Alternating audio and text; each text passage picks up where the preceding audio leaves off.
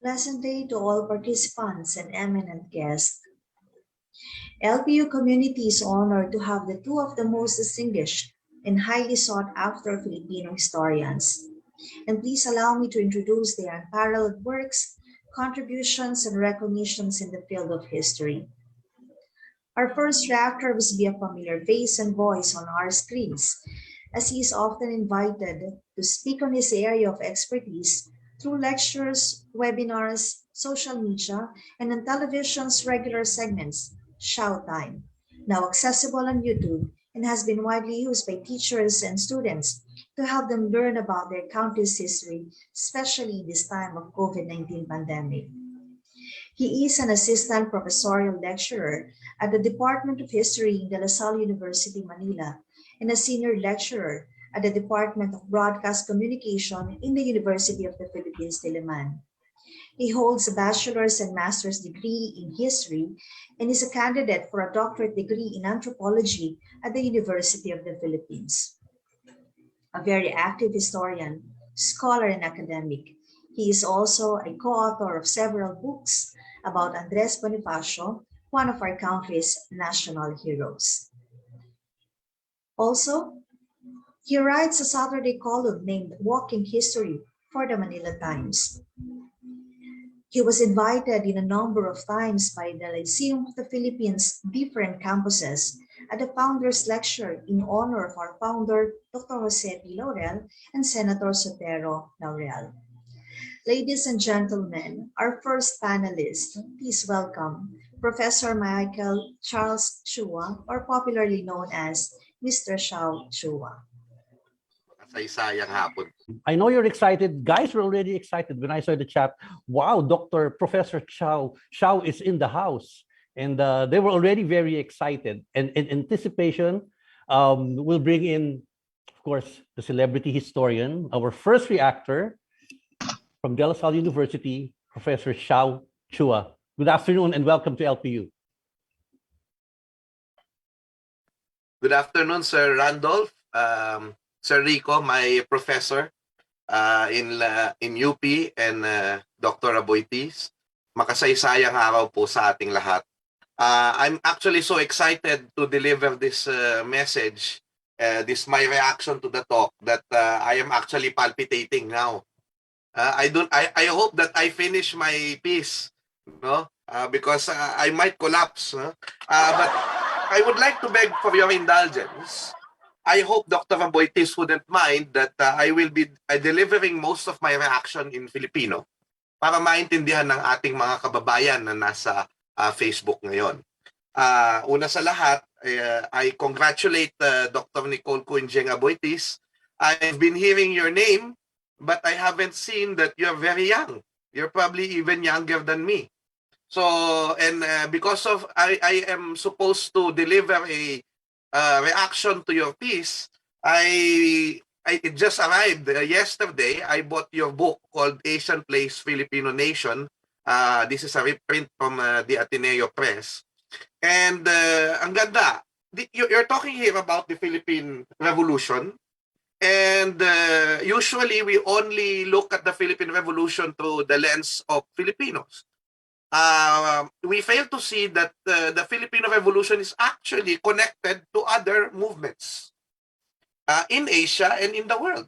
And this was already shown in many works, other works that are also connected with the topic.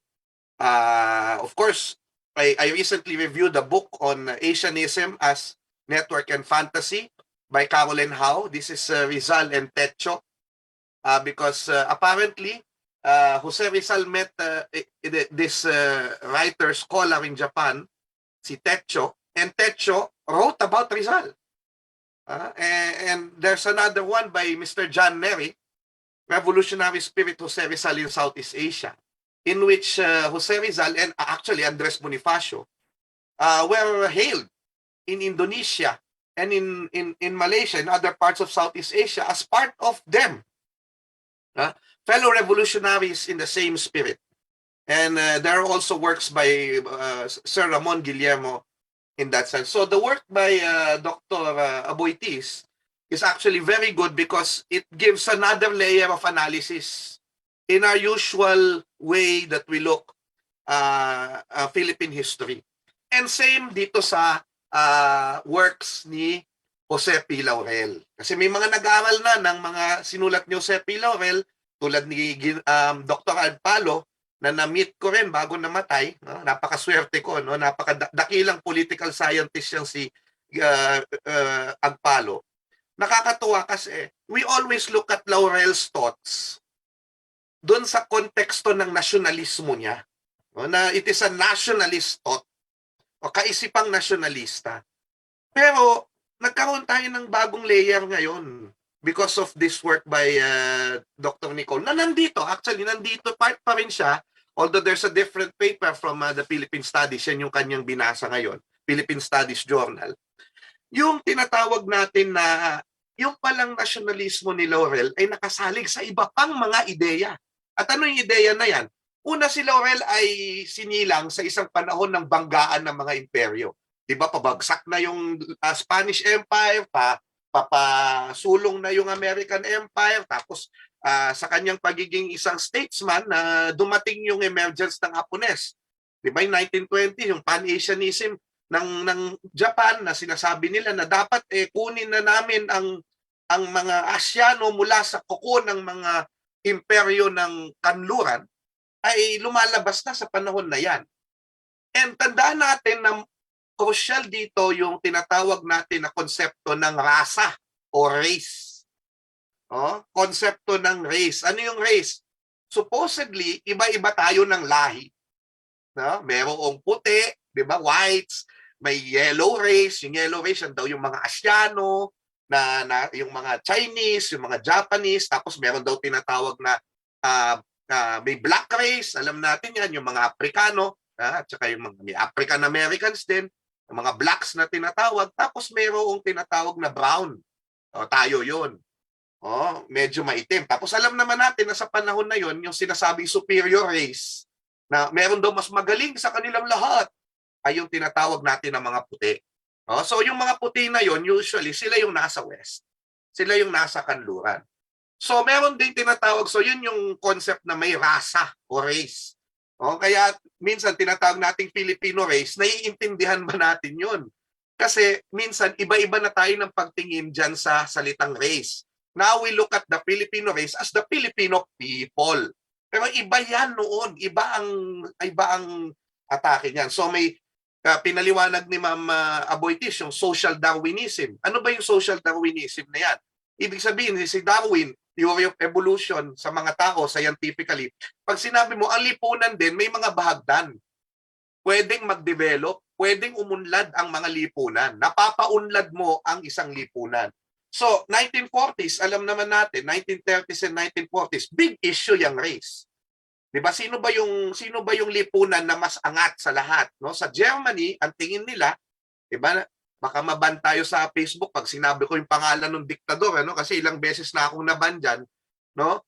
Yung diktador na painter mula sa Bavaria, na ang sinabi niya, ang Germans ang pinakamataas na rasa o pinakamataas na race. No? So, yun ang na mayroong race at 'di ba alam natin na inobliterate niya. We just remember the Holocaust recently, sa Holocaust Remembrance Day, ay inobliterate niya yung buong Jewish population. Now, ano sinasabi natin dito? Si Laurel pala, kahit papaano, bahagi noong ganong klaseng pag-iisip. Pero ang sinasabi niya ganito, hindi siya para iangat na master race ang Pinas tulad ng ginagawa ng Bavarian painter na mula sa Alemanya na naging diktador, o yung sinasabi ng iba na mababa lang tayo. Hindi. Ang kanyang pananaw sa rasa ay we can edify the Filipino race. At alam natin, may kasaysayan tayo na tayo ay inano ng mga Westerners, tayo ay inalipin, kaya kailangan nating i-edify ang ating race. So how do we edify the race? Paano natin i-improve, kumbaga, yung race natin? Nabanggit yan, yung sinabi ni Laurel, na banggit ni Ma'am Nicole, na yung mga, kung yung hayop, binibreed natin para maging mas magandang hayop, dapat yung tao din. Yung tao din, bigyan natin ng edukasyon. Bakit? Yung edukasyon yun yung mag-i-improve ng ating race. No? And how do we make Filipinos healthier and classier? Ay, di, ibig sabihin, bigyan natin sila ng edukasyon. Bigyan natin ng edukasyon. Ang ganda kasi akala ko, nationalism lang yun Meron pala siyang ganong component na naging maliwanag sa akin nung binabasa ko yung paper ni Ma'am Nicole. Classier, how do you make Filipinos classier? Then you have to bring out our good values, our characteristics as a people. Yan ang sinasabi natin. So, very secure siya sa kanyang race. That the Filipinos will be able, yung innately Filipino, if you bring it out after layers of colonialism, lalabas yung pagka-Pilipino, but not in a Hitlerian way, na may mataas na rasa, may mababang rasa, pero i-improve lang natin yung ating sarili. Yan ang napakaganda niyan. Although, of course, and then yung concept nga ng racial will ay lumabas. Ibig sabihin, ano ba yung diwa? Ano ba yung kagustuhan? Ano ba yung espiritu natin mula sa ating kultura bilang isang rasa? No? At yun daw ang palitawin natin. Of course, merong konting bias yan si Laurel. Bakit? Kasi yung kanyang worldview ay lowland Christian. Ano yung lowland Christian? Yung mga katulad natin na nasa kapatagan. Diba?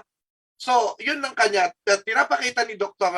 CuUnjieng na medyo, kumbaga, nasan yung mga indigenous peoples, yung mga katutubo natin, o yung ibang mga klaseng Pilipino. Ngayon, marami ng Pilipino, may diaspora na Pilipino. Ibig sabihin, yung mga nasa ibang bansa, maraming klaseng Pilipino. Pero, ang sinasabi natin dito, baka kasi i-cancel natin. Merong fear ako na pag binasa yan, naku, si Laurel pala, ganito yung pag-iisip. Yung mga lowland Filipinos lang. Ang sinasabi ko, hindi, ilagay nyo sa konteksto ng panahon. Yun lang yung panahon ni Laurel, yun lang ang mundo para sa kanya na ginagalawan niya. Of course, alam niya na may ibang mga Pilipino. Pero ngayon kasi, mas lumiit ang mundo, mas marami ng studies tungkol sa ating mga ibang mga Pilipino, hindi lang yung mga nasa kapatagan, nagbabago po yung pananaw. Pero you have to always look at Laurel's context. Maganda yung sinabi ni Ma'am na merong ano ba yung particularist, ano ba yung universalist dun sa sinasabi ni Laurel. I always used to think that Laurel was a particularist, meaning let's develop Filipino nationalism. Yung sarili muna natin. Pero yun pala, ikinakabit niya yung thought ng particularism, pagiging particularist niya sa universalism o sa pagkikisa natin sa ibang bansa. Parang, nakakalito yun. Ano ba? Nationalism ba? Universalism ba?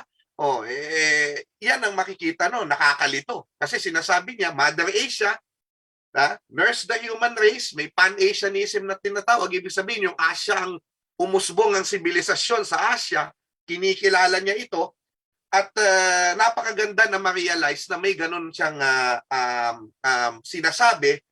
Pero yun na nga, ang sinasabi niya dito, pagkakaisa ng mga rasa.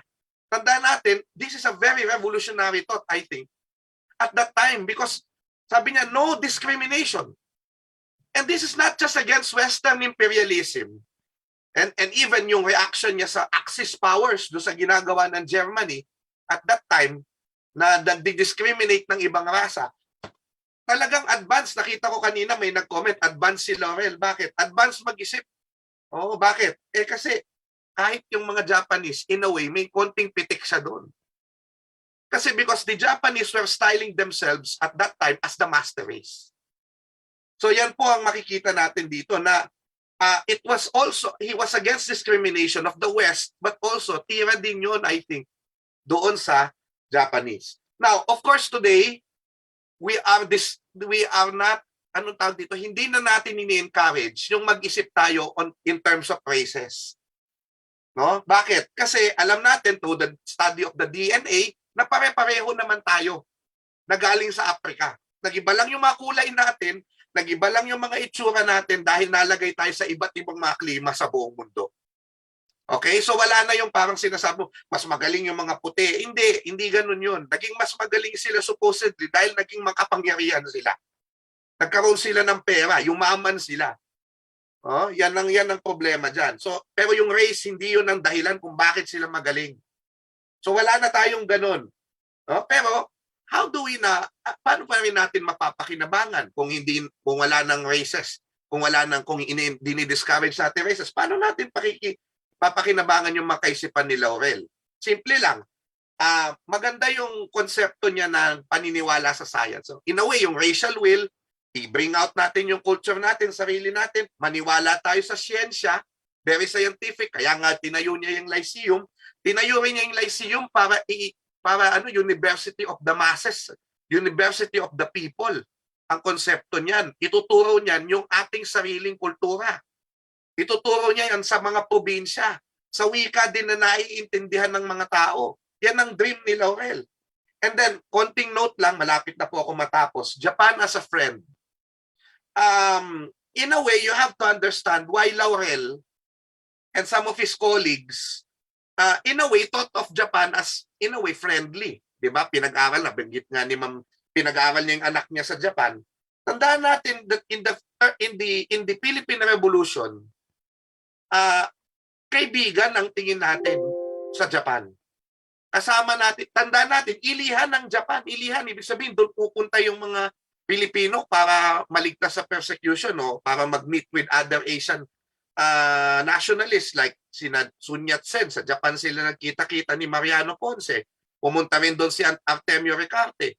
Diba? Nakikipag-negotiate tayo with the Japanese sa panahon ng Katipunan. So, may ganun na yung mga older people, the younger people during the war, they love the Americans and they will fight with the Americans. But the older people were looking at Japan as a friend and the Americans as the enemy. Doon mo maiintindihan bakit si Aguinaldo makahapon. Bakit si Ricarte makahapon. So, ang ganda nung kailangan ma-realize nyo na hindi dahil they don't love their country, but because they look at Japan as a friend. You have to put it in that context. And as I said, Laurel was part of this context ng revolutionary spirit of 1896. Pero yung pala, ginagamit pala niya yung pagkakataon na maging pangulo under the Japanese para isulong ang racial will ng mga Pilipino.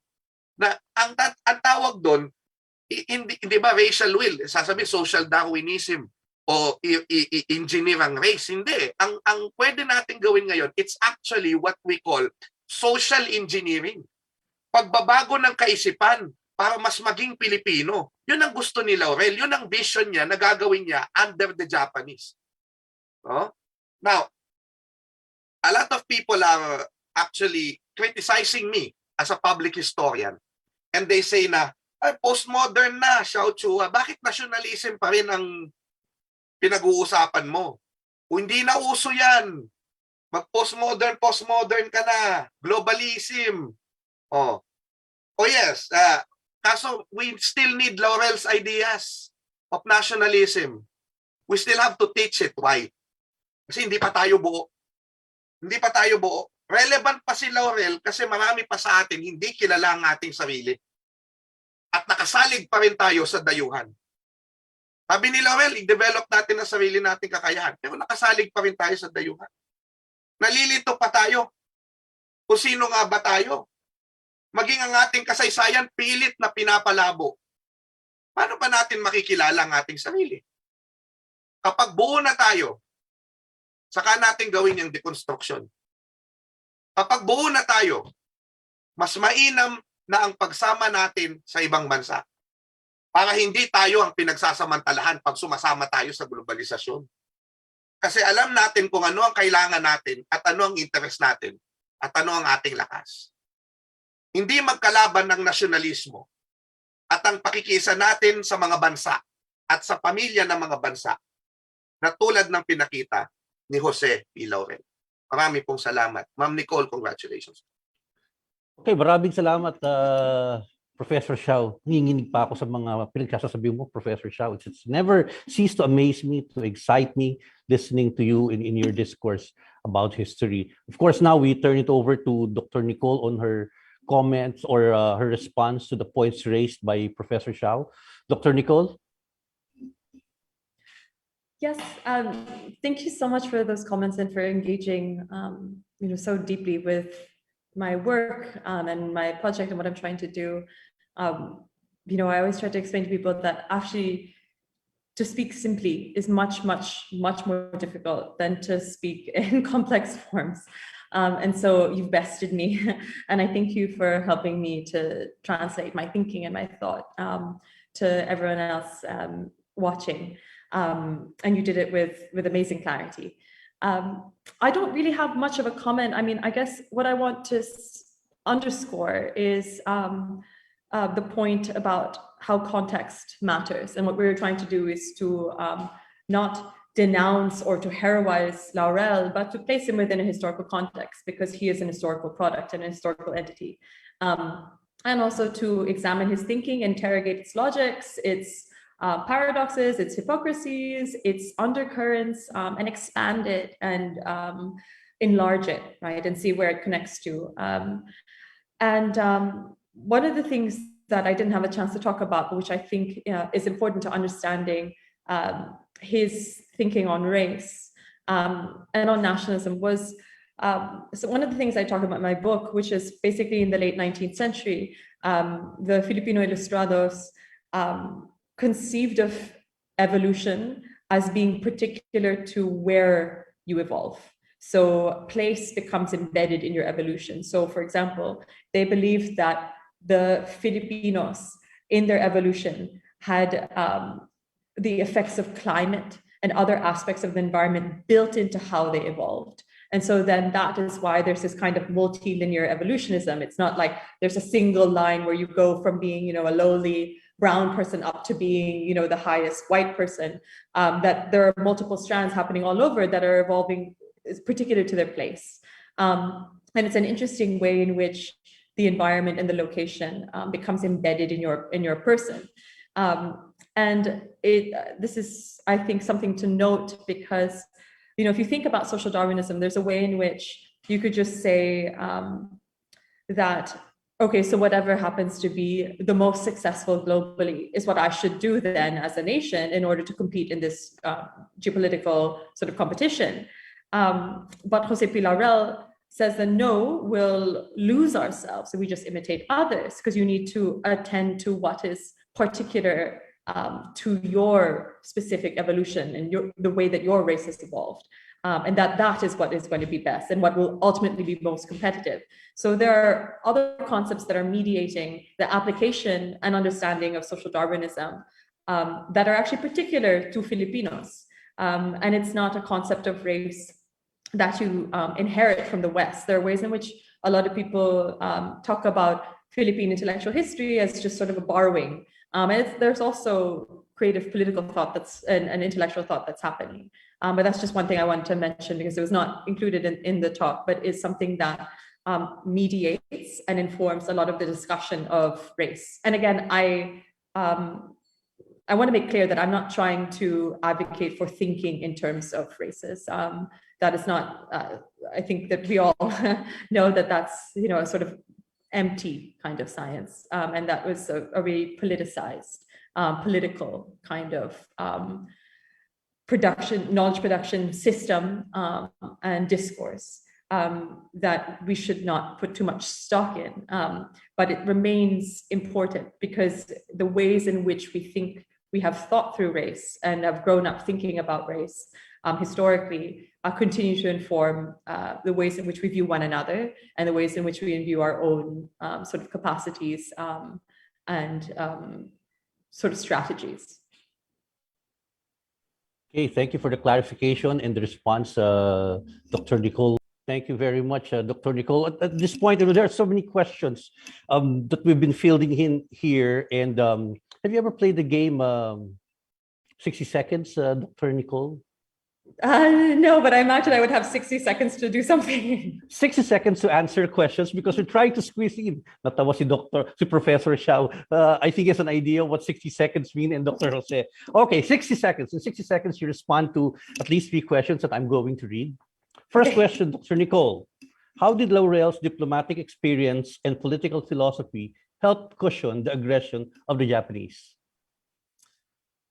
I would say that what Dr. Jose was talking about. He was a very good mediator, and he was able to stay excesses And also because he had his own agency. He had a program that he wished to pursue. And so he was able to be agentive within that, not only stay the excesses of different extremes, but to calculate and strategize how best to use them. Okay, thank you. Second question, 60 seconds again, Dr. Nicole. How should history be taught to help instill or develop assertive Philippinism and appreciation of our own being, as suggested by JPL, by Dr. Jose P. Laurel? How should it be taught in history? Oh, I think others here are better at, sort of designing curricula and doing educational administration than I am. I don't know that I'm qualified to answer this. I would say that, I think like returning to the texts themselves is really the best way. They're all there. We just don't read them enough, and we tend to read the history of others. In the high school that I attended, it wasn't even required to take Philippine history. So, this is a high school in the Philippines. So I think a return to the texts is the easiest way. Okay, next question from LPU Davao. What was, at least in Dr. Jose P. Laurel's mind, the Philippine people's ultimate destiny or future?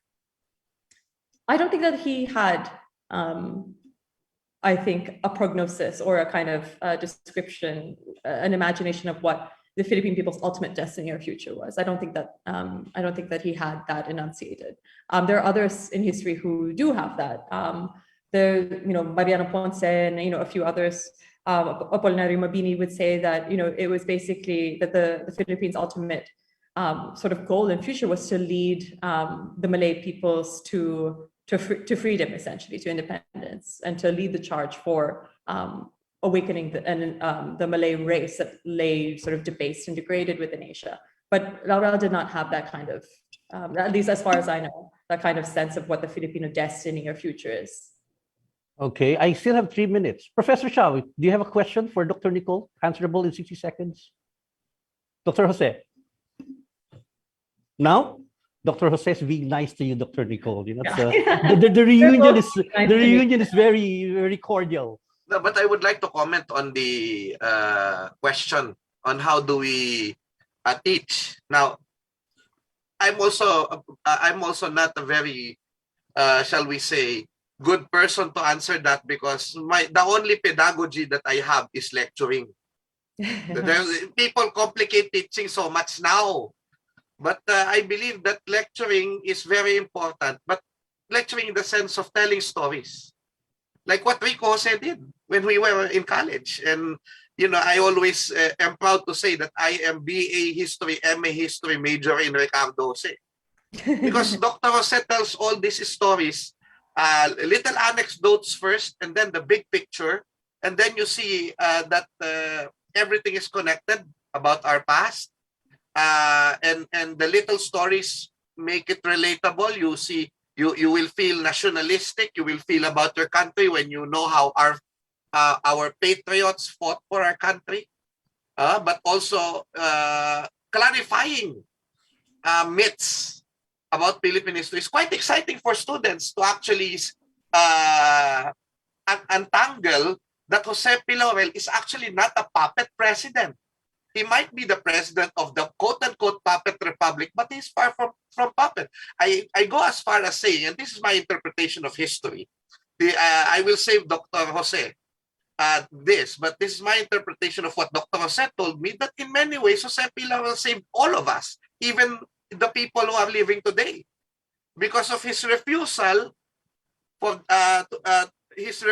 na tayo ay lumaban para sa Hapones, laban sa Amerikano. No, despite the fact that it might endanger him personally, talagang nag-refuse siya na lumaban tayo. That saved a lot of lives. Probably the lives of my grandfather or your grandfather. And if they were obliterated, alam naman natin yung mga Hapones, they fight to the death. Wala na tayong lahat. Diba? A lot of us are not alive anymore.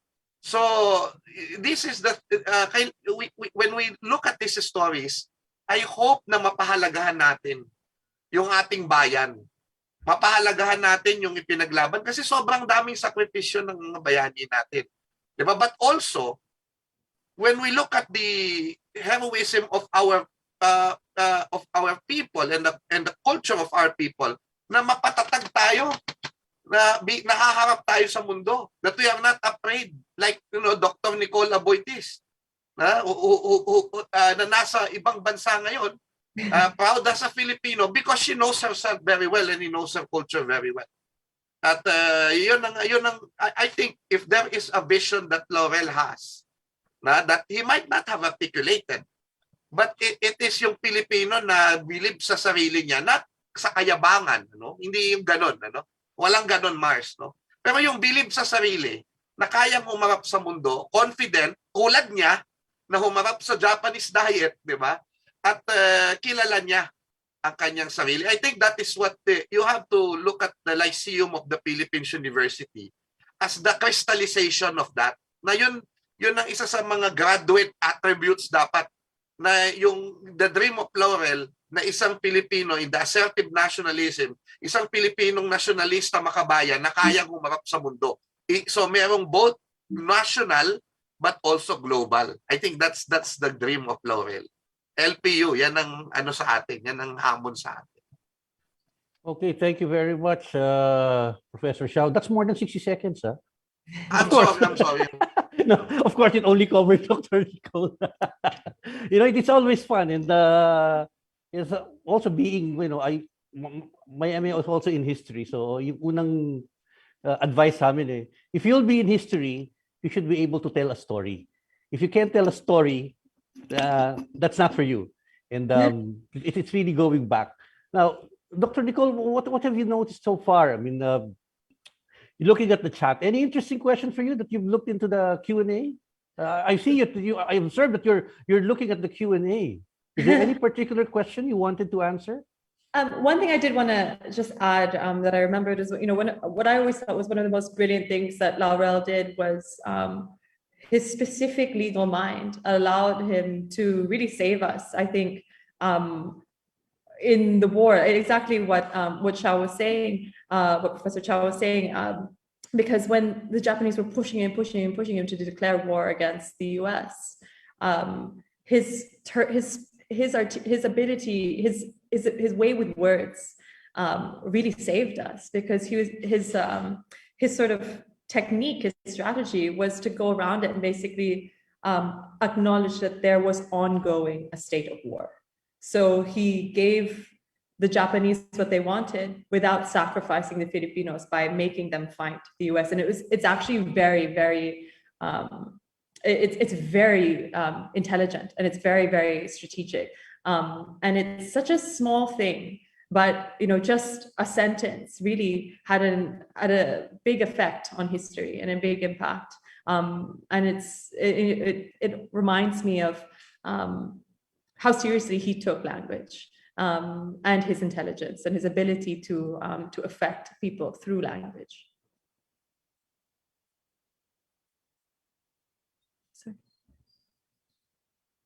Sorry, you're muted. Yes. Thank you, Professor Xiao. I see your hands saying me. Oops. Turn on your microphone. Okay. We always talk about history, and this is one statement that was brought to me by one of my teachers in history. It's always been gender-based. Kaya nga history daw eh. What about her story? And here comes the question. Dr. Nicole, how different is your perspective on looking at history compared to the others? Because it seems yours is a combination. You've talked about culture, you've talked about political philosophy, and your article, your paper is not necessarily history heavy, because it talks of analysis. It's not storytelling, but it fuses together. It's like a sauce. It blends together all the spices and puts it together in one plate. Now, how different really is your perspective from the others? Oh, I don't know. I think that methodologically it's different, because I am looking at text and I am looking at intellectual history. I'm not looking at the political history. I'm not looking at military history. I'm not looking at other aspects. I'm not looking at even at social history. So I think it is different methodologically. And I don't know if this question meant to ask if it's different because I'm a woman, and if that was the gendered aspect of history. I think history tends to usually reflect the need to restore missing voices from a narrative. And so that looks at, missing female actors that get left out conveniently of histories, or that were occluded, or who are just harder to track because they don't appear in the sources in the same way as male voices do. So I think that's usually what herstory refers to. Of course, it can also, I think, involve, female scholars also recovering that history, not just female subjects. So the need to have multiple lines of analysis represented. So yeah, I think that's sort of the way that I would treat that. Okay, perhaps this would be the final question. It has something to do with your being young, Dr. Nicole. You're not the typical teacher in history who would enter the classroom and say, "Hey guys, here comes the fossil." Okay, it's not going to be something like that. Here's a question. It was very interesting to listen to an intellectual and philosophical history of Jose P. Laurel. What idea or ideas of his would resonate most with the young people today? Because you could understand the younger ones more than us because of the generation gap, perhaps. So what would be your response to this, Dr. Nicole? I mean, I think that there's also a generation gap between me and the people who are currently in university. I'm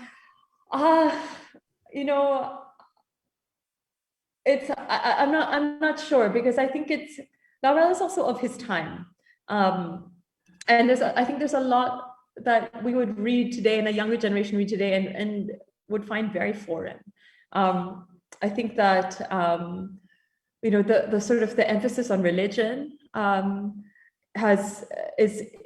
is something that might seem more foreign within a political philosopher. I mean, that's not always been the case. There's long histories of political and philosophical thinking essentially coming out of religion.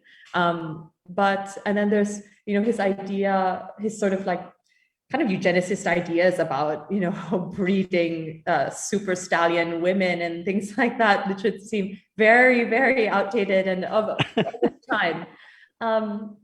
What do I think would be most interesting? I mean, I don't know. I think there might be too big of a generation gap for me to say necessarily. I mean, I think that ideas about the foreign and the role of the foreign, especially in our increasingly interconnected and globalized world, might be of interest. Meditations on Asia, on the West, on imperialism, and on the interaction between the foreign and the national, or the foreign and the local. Okay, thank you very much, Dr. Nicole. Now the 60 seconds will apply to the two reactors. Final comments. We'd love to hear it from you. We're not gonna waste this opportunity to hear this. It is a very special occasion for everyone here in LPU. Dr. Jose?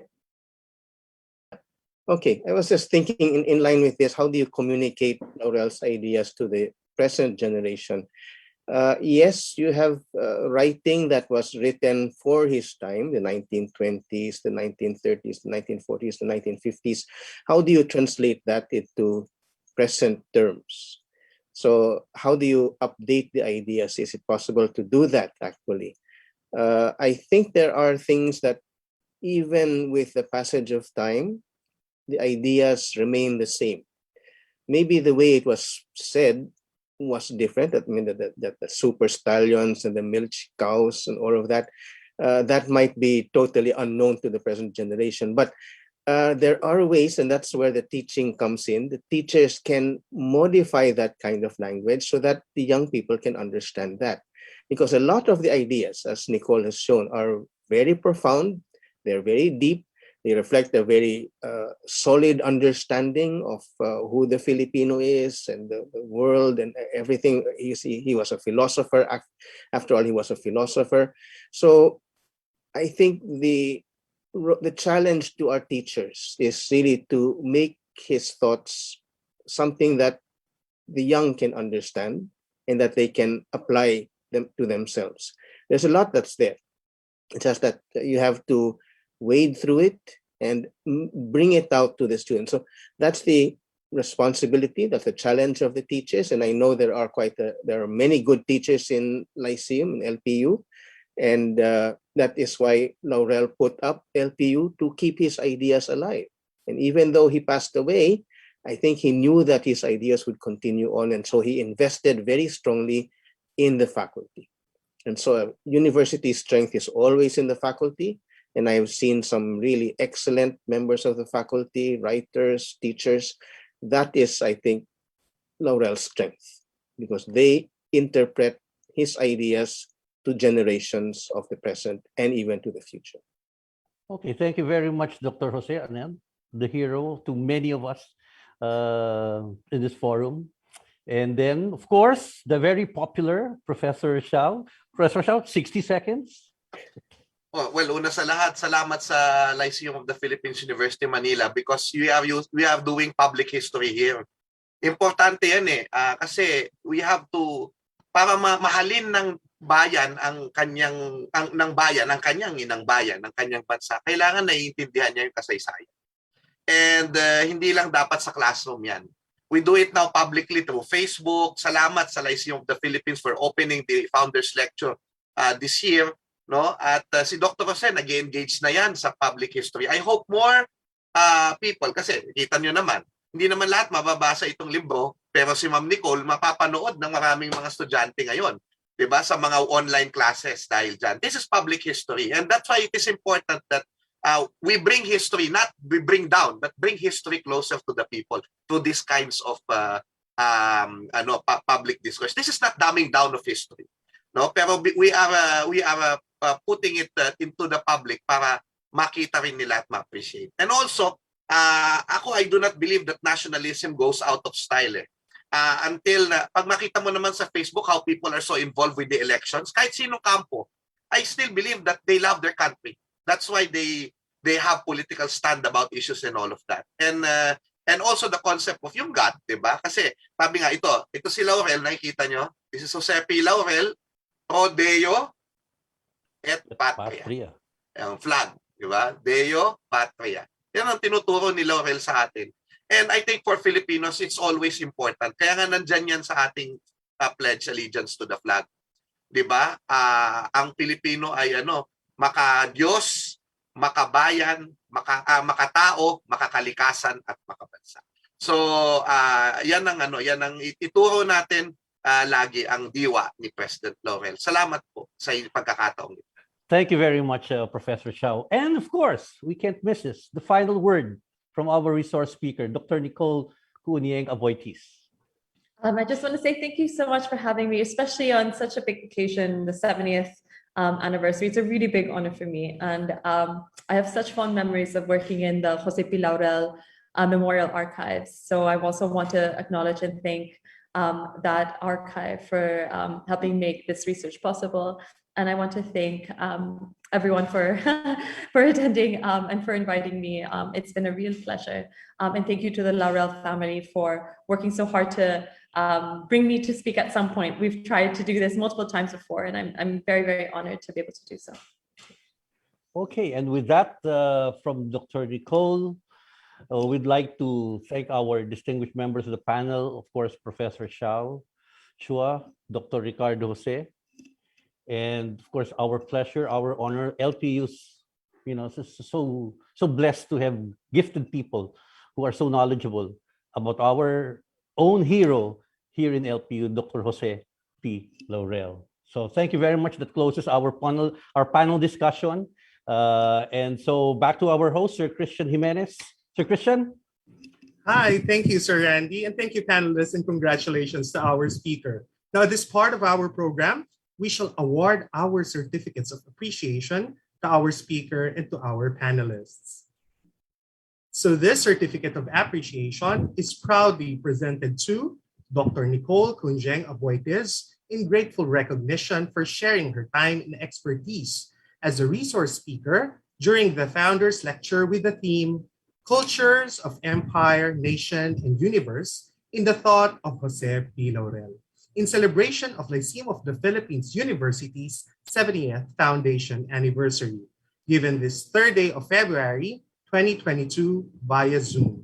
Signed, Assistant Vice President for Non-Academic Operations and the Chair of the 70th Foundation Anniversary, Mr. Paulo S. Laurel, the OIC for Academic Affairs and Vice Chair of the 70th Foundation Anniversary, Ms. Jennifer D. Tukpi, and our President, Attorney Roberto P. Laurel. Congratulations, Dr. CuUnjieng Aboitiz. Next is that this certification or certificate of appreciation is proudly presented to Mr. Michael Charlton Xiao B. Chua in grateful recognition for sharing his time and expertise as a panelist during the Founders Lecture with the theme Cultures of Empire, Nation, and Universe in the Thought of Jose P. Laurel in celebration of Lyceum of the Philippines University's 70th Foundation Anniversary, given this 3rd day of February 2022 via Zoom. Good afternoon, sir, and congratulations. Thank you po. Tinatanggap ko po, salamat. This certificate of appreciation is proudly presented to Dr. Ricardo T. Jose in grateful recognition for sharing his time and expertise as a panelist during the Founders Lecture with the theme Cultures of Empire, Nation, and Universe in the Thought of Jose P. Laurel in celebration of Lyceum of the Philippines University's 70th Foundation Anniversary, given this 3rd day of February 2022 via Zoom. Thank you, Dr. Jose. And Salamat. congratulations. Thank you. All right. Before we conclude today's event, as your quality control head for research, I would also like to invite you to another activity in view of our 70th Foundation Anniversary, our annual research colloquium to be held from February 7 to 11, 2022. So that's already next week, right? And it shall likewise be live streamed via Facebook Live. Now, to our attendees here, you may help us evaluate today's event and generate your certificate of attendance by clicking on the evaluation link to be posted in the Zoom chat box and in the comment section of the Facebook Live. For those who are panelists now in Zoom, kindly stand by for a photo opportunity after the singing of the LPU hymn. All right, and so with that, I would like to invite everyone with pride and joy to sing our university's hymn.